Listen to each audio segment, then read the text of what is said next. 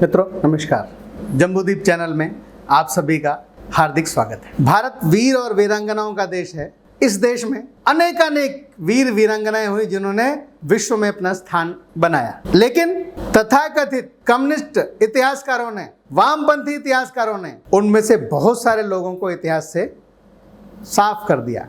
ऐसे ही एक वीरांगना राम प्यारी गुर्जर, जिनका जन्म सहारनपुर के एक चौहान गुर्जर परिवार में हुआ था, आज हम उन पर बात करें। एक प्रसिद्ध लेखिका मनोसी सिंह रावल, जिन्होंने एक पुस्तक लिखी सैफरन स्वॉर्ड यानी केसरिया तलवार। इसमें 51 ऐसे हिंदू वीरों की कथाएं हैं जिन्होंने इस्लामिक आतताइयों और ब्रिटिश लुटेरों के अजेयता के दम्भ को धूल दूषित किया, जिसे वामपंथी इतिहासकारों ने हमसे वर्षों तक छिपाए रखा। वीरांगना राम प्यारी गुर्जर का वर्णन इस पुस्तक की कथा के पहले अध्याय में मिलता है। जैसे अग्नि में तपकर सुवर्ण की चमक और निखरती है, वैसे ही राम प्यारी गुर्जर भी नियमित व्यायाम, अथक परिश्रम, अनुशासन, जीवन शैली से अत्यंत प्रतिभाशाली योद्धा बनकर उभरी। लेकिन हर योद्धा को एक अग्नि परीक्षा से गुजरना पड़ता है, और राम प्यारी गुर्जर के जीवन में भी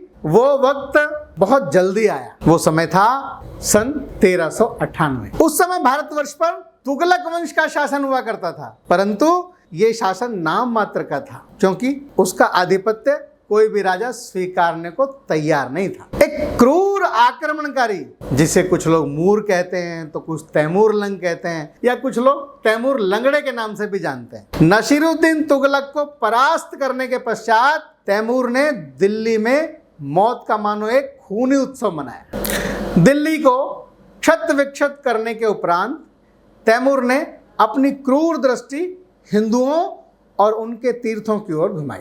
ब्रिटिश इतिहासकार विंसेंट ए स्मिथ द्वारा रचित पुस्तक the Oxford history of India from the earliest times to the end of 1911 की माने तो भारत में तैमूर के अभियान का मुख्य उद्देश्य था सनातन समुदाय का विनाश करके भारत में इस्लाम की ध्वजा लहराना। जब यह सूचना जाट बहुल क्षेत्र में पहुंची, इस क्षेत्र में आज का हरियाणा, पश्चिमी उत्तर प्रदेश के कुछ हिस्से आते, इस क्षेत्र के तत्कालीन प्रमुख देवपाल ने महापंचायत का आयोजन किया। इस महापंचायत में समस्त सनातन धर्मी शामिल हुए। महापंचायत में देवपाल ने न केवल तैमूर लंग के अत्याचारों को सबके समक्ष उजागर किया, बल्कि वहां उपस्थित सभी समुदायों से यह निवेदन किया कि वे अपने सभी मतभेद भुलाकर एक हों और तैमूर लंग को उसी की भाषा में जवाब दें। ऐसा करके भारतवर्ष के लिए एक अनुपम उदाहरण पेश करें। अंत में सभी समुदायों की सहमति से महापंचायत ने तैमूर की सेना से छापामार युद्ध लड़ने की रणनीति बनाई। इसके लिए महापंचायत ने सर्व समाज की एक सेना तैयार की, जिसमें इस महापंचायत सेना के ध्वज के अंतर्गत 80,000 योद्धा शामिल हुए थे। इन्हें समर्थन देने हेतु 40,000 अतिरिक्त सैनिकों की टुकड़ी तैयार की गई, जिसमें सभी महिला सदस्य थे, और उनकी सेनापति नियुक्त हुई राम प्यारी गुर्जर। वही मुख्य सेना के प्रमुख थे महाबली जोगराज सिंह गुर्जर, और उनके सेनापति थे वीर योद्धा हरवीर सिंह गुलिया। वीरांगना राम प्यारी गुर्जर ने देश रक्षा हेतु शत्रु से लड़कर प्राण देने की प्रतिज्ञा की। जोगराज के नेतृत्व में बनी 40,000 ग्रामीण महिलाओं की सेना को युद्ध विद्या के प्रशिक्षण व निरीक्षण का दायित्व भी राम प्यारी चौहान गुर्जर के पास था। इनकी 4 सहयोगी भी थी। अंत में धर्म युद्ध का दिन समीप आया।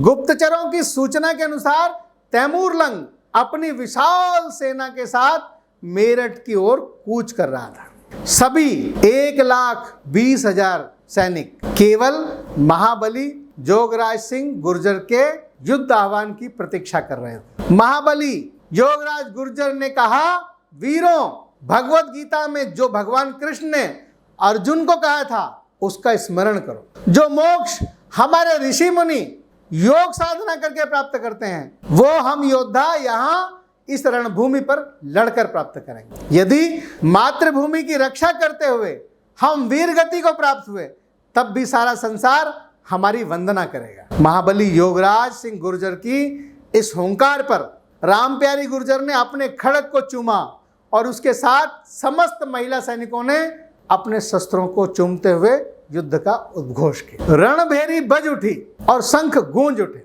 सभी योद्धाओं ने शपथ ली कि वे किसी भी स्थिति में अपने सैन्य प्रमुखों की आज्ञा की अवहेलना नहीं करेंगे और वे तब तक नहीं बैठेंगे जब तक तैमूर और उसकी सेना को भारत भूमि से बाहर नहीं खदेड़ देंगे। 20,000 महापंचायत योद्धाओं ने उस समय तैमूर की सेना पर हमला कर दिया। जब वह दिल्ली से मेरठ हेतु निकलने ही वाला था, 9,000 से ज्यादा शत्रुओं को रात में ही नरक के द्वार पहुंचा दिया गया। इससे पहले कि तैमूर की सेना एकत्रित हो पाती, सूर्योदय होते ही महापंचायत के योद्धा मानो अदृश्य हो गए।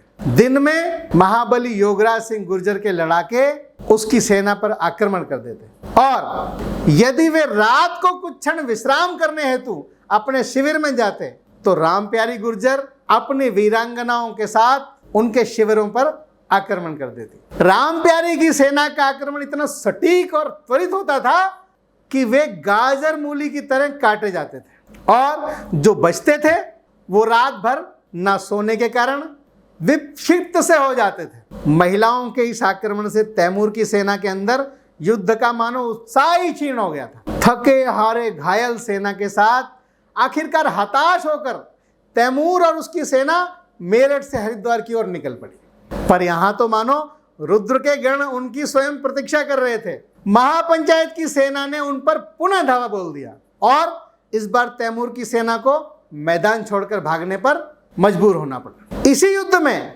वीर हरवीर सिंह गुलिया ने सभी को चौंकाते हुए सीधा तैमूर पर धावा बोल दिया और अपने भाले से उसकी छाती भेद दी। तैमूर के अंगरक्षक तुरंत हरवीर पर टूट पड़े, परंतु हरवीर तब तक अपना काम कर चुके थे। जहां हरवीर उस युद्ध भूमि में वीरगति को प्राप्त हुए तो तैमूर उस घाव से कभी उबर नहीं पाया और अंततः सन 1405 में उसी घाव में बढ़ते संक्रमण के कारण उसकी मृत्यु हो गई। जो तैमूर लाखों की सेना के साथ भारत विजय के उद्देश्य से यहाँ आया था, वो महज कुछ हजार सैनिकों के साथ किसी तरह भारत से भाग पाया। रोचक बात तो यह है कि ईरानी इतिहासकार शरीफुद्दीन अली यजीदी द्वारा रचित जफरनामा, इसमें युद्ध का उल्लेख किया गया। यह युद्ध कोई आम युद्ध नहीं था, ये अपने सम्मान, अपनी संस्कृति की रक्षा हेतु किया गया एक धर्म युद्ध था, जिसमें सभी भेदभाव भूलकर हमारे वीर योद्धाओं ने एक क्रूर आक्रांता को उसी की शैली में सबक सिखाया। पर इसे हमारी विडंबना ही कहेंगे कि इस युद्ध के किसी भी नायक का गुणगान तो बहुत दूर की बात है। हमारे देशवासियों को इस ऐतिहासिक युद्ध के बारे में लेस मात्र भी ज्ञान नहीं होगा। रामप्यारी गुर्जर जैसी अनेक वीर वीरांगनाओं ने जिस तरह तैमूर को नाकों चने चबवाने पर विवश किया, वो अपने आप में असंख्य भारतीय महिलाओं के लिए किसी प्रेरणा स्रोत से कम नहीं है। ऐसी अनेक वीरांगनाओं और उनके जीवन के बारे में हम समय समय पर चर्चा करते रहते हैं। फिर मिलेंगे किसी ऐसी ही वीरांगना के जीवन चरित्र को चर्चा करते हुए। तब तक के लिए नमस्कार।